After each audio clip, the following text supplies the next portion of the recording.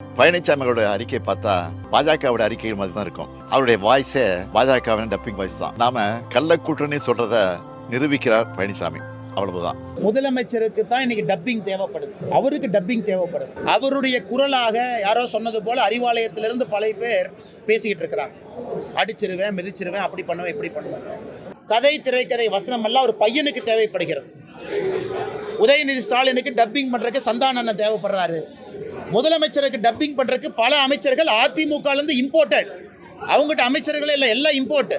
நேற்று பார்த்தேன் தோப்பு வெங்கடாச்சலனுக்கு ஒரு பதவி, இங்கே பார்த்தேன் அவருக்கு ஒரு பதவி, எல்லாம் இம்போர்ட்டருக்கு பதவி கொடுத்துட்டு இருக்காங்க. காரணம், திமுக சக்தி இல்லை என்பதை முதலமைச்சரே ஒத்துக்கிறாரா?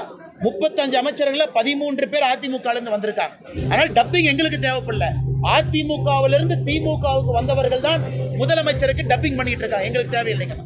ஸோ முதலமைச்சருக்கு டப்பிங் தேவைப்படுகிறது. பாரதிய ஜனதா கட்சிக்கு எங்கேயும் டப்பிங் இல்லை. பாரத பிரதமர் நரேந்திர மோடி அவர்கள் அமெரிக்கா போனால் சிவப்பு கம்பள வரவேற்பு.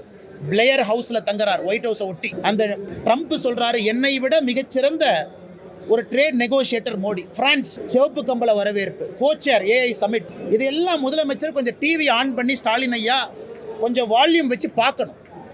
உலக அளவில் இங்கே இந்தியாவினுடைய அங்கீகாரம் என்ன, மோடியின் அங்கீகாரம் என்ன?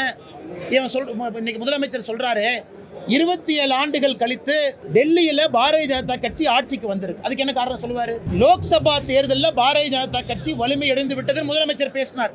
அதன் பின்னாடி ஹரியானா வெற்றி பெற்றிருக்கின்றோம், மகாராஷ்டிரா வெற்றி பெற்றிருக்கின்றோம், இன்னைக்கு டெல்லி வெற்றி பெற்றிருக்கின்றோம், பீகார் வெற்றி பெற போகின்றோம். அடுத்து நடக்கக்கூடிய தேர்தல். அதனால் முதலமைச்சர் மறந்துவிடக்கூடாது. பாராளுமன்ற தேர்தலில் 7% வாக்கு இழந்திருக்காரு. 7% ஓட்டு கீழே வந்திருக்கு.